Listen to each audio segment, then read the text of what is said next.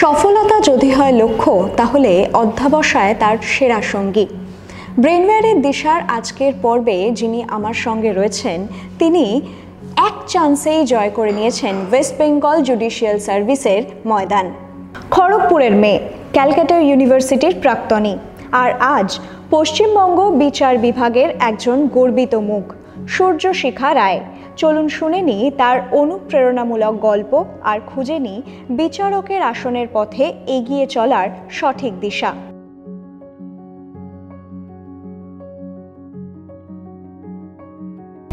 আমার সঙ্গে এই মুহূর্তে রয়েছে সূর্যশিখা রায়। সূর্যশিখা, ব্রেনওয়্যারের দিশায় আপনাকে স্বাগত। Thank you. আর প্রথমেই যেটা আপনার থেকে আমি জানতে চাইবো সেটা হচ্ছে, খড়গপুর থেকে ওয়েস্ট বেঙ্গল জুডিশিয়াল সার্ভিসে আপনি 5 নম্বর র্যাঙ্ক করেছেন। তো এই মুহূর্তে যারা এই পরীক্ষায় প্রিপারেশন নিচ্ছে, তারা কিভাবে নিজেদেরকে প্রস্তুত করবে? প্রিপারেশন যারা নিচ্ছে তাদেরকে আমি এটাই বলবো যে প্রথম থেকে কিছুটা ফোকাসড থাকতে হবে। যেই মুহূর্তে আপনি ডিসাইড করবেন যে আপনি জুডিশিয়াল সার্ভিস এক্সাম দিচ্ছেন, সেই সময় থেকে একটু কনসিস্টেন্টলি পড়াশোনা করতে হবে।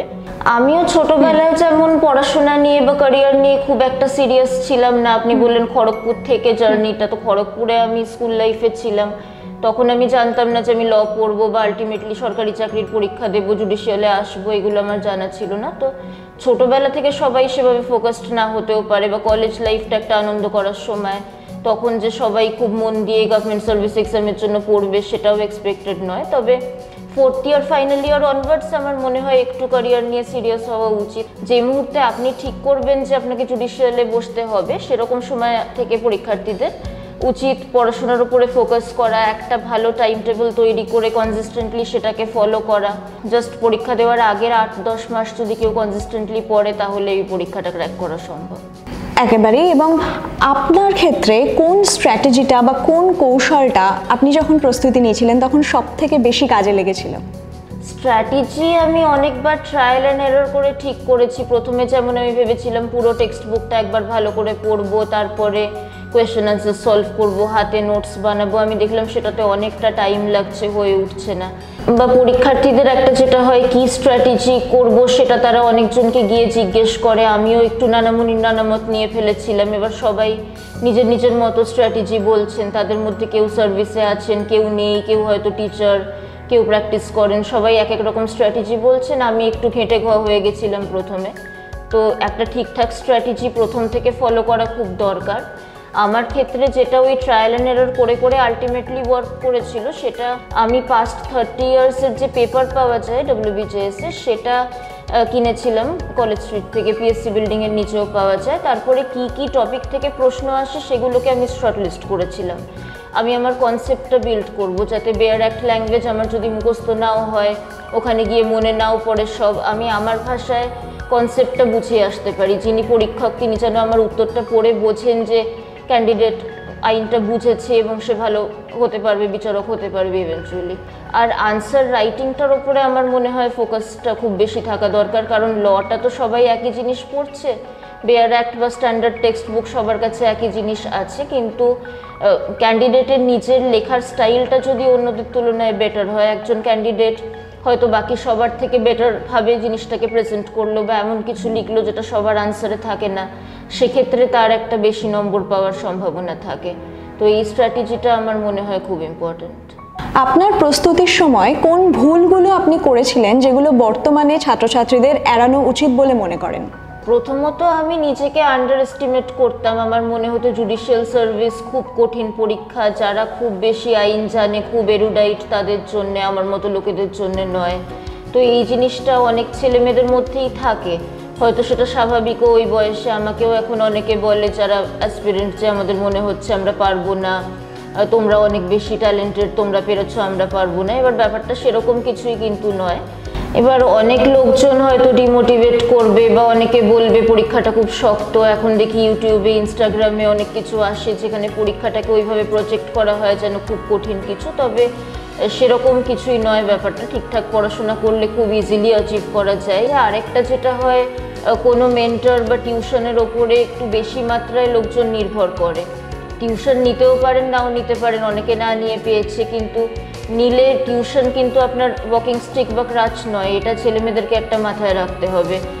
সেই জন্য আমি এক্স্যাক্ট ওই 10টা থেকে 11টা এটা, 11টা থেকে 12টা এটা পড়বে এরকমভাবে কাউকে বলি না। তবে আমার মনে হয় সব মিলিয়ে আপনার যখন যখন সুবিধে সেই অনুযায়ী অন্তত 4 থেকে 5 ঘন্টা যদি সময় বের করা যায়, পরীক্ষার মুখে মুখে গিয়ে তখন একটা চাপ থাকবে, ওটা আরও অনেকটা বেড়েই যাবে, কিন্তু মোটামুটি একটা মেন্টালি সময়সীমা ধরতে হবে যে এই সাবজেক্টটা আমি এতদিনের মধ্যে শেষ করব, 1 মাসের মধ্যে শেষ করব, এরকম একটা ভাবতে হবে।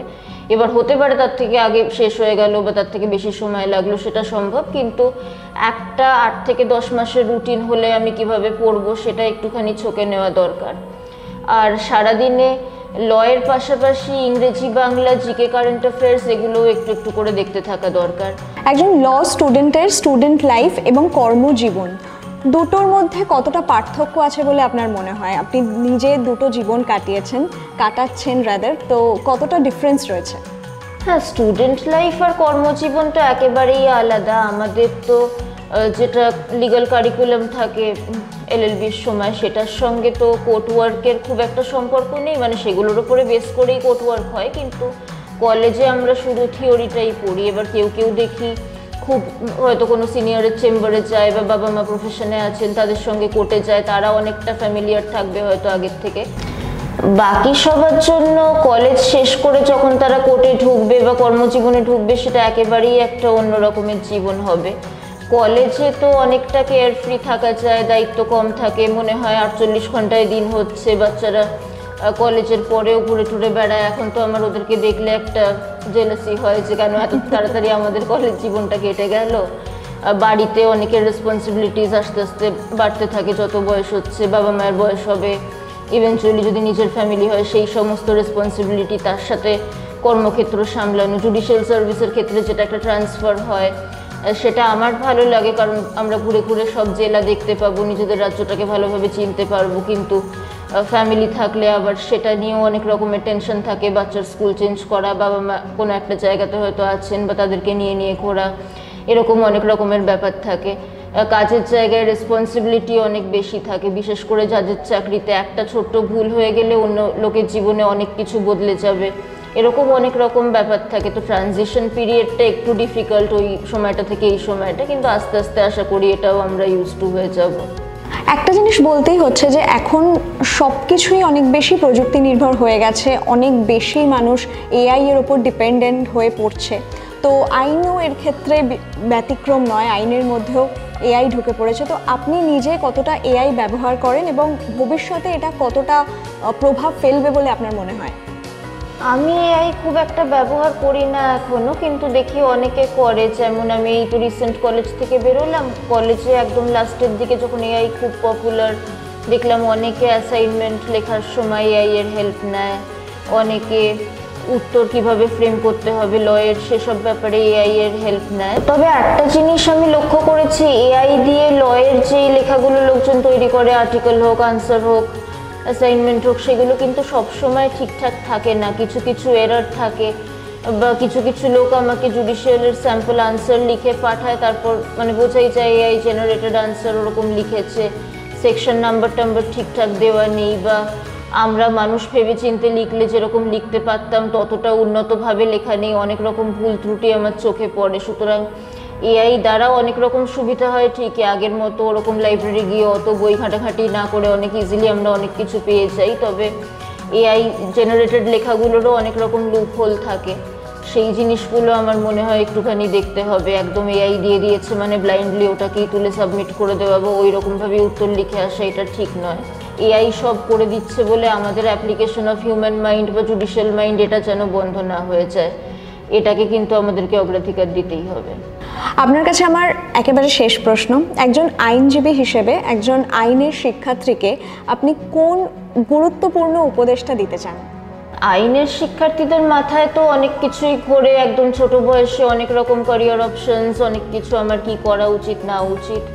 তো আমি একটাই জিনিস বলবো যে সবসময় নিজের যেটা ঠিক মনে হচ্ছে সেটাকে অগ্রাধিকার দিতে হবে। অনেক রকম লোক অনেক কিছু বলবে, যেমন আমাকে অনেকে বলেছিল লয়ের জন্য মেয়েরা আনসুটেবল, মেয়েদের অনেক দিন সময় লেগে যাবে, ততদিনে বিয়ে টিয়ে হয়ে যাবে, ফাইন্যান্সিয়াল স্টেবিলিটি আসবে না, বা অনেকে এটা মনে করেন মেয়েদের সংসার ক্যারিয়ার দুটো একসঙ্গে করা ডিফিকাল্ট, বা শুধু মেয়ে নয় সবার জন্যই একটা বলা হয় কেউ যদি বাড়ির না থাকে এই ফিল্ডে তুমি এখানে কিছু করতে পারবে না, প্র্যাকটিস তোমার জন্য নয়। এবার এই ধরনের জিনিসগুলো না শুনে আমার মনে হয় নিজের চোখ কান অনেকটা খোলা রাখা দরকার। এখন তো এআই আছে, ইন্টারনেট আছে, কি কি ক্যারিয়ার অপশনস অ্যাভেলেবল, আমাদের লিঙ্কডইন আছে, ছেলেমেয়েরা দেখি ফার্স্ট সেমিস্টার থেকেই লিঙ্কডইনে আছে। তো অনেকটা নিজেকে নিজের চোখ কান খোলা রাখতে হবে এই সবার কথাবার্তা শুনে কনফিউজড না হয়ে।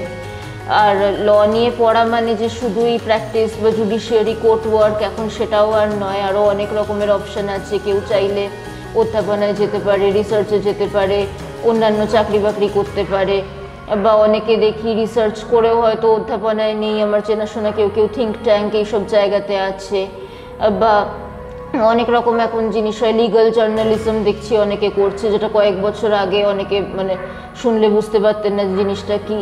এছাড়া আমার মনে হয় চিন্তা করার কিছু নেই। আমরাও সবাই ছাত্রাবস্থায় ভাবতাম কি হবে যদি জীবনে কিছু না হয়, ওরকম সবাই ভাবে।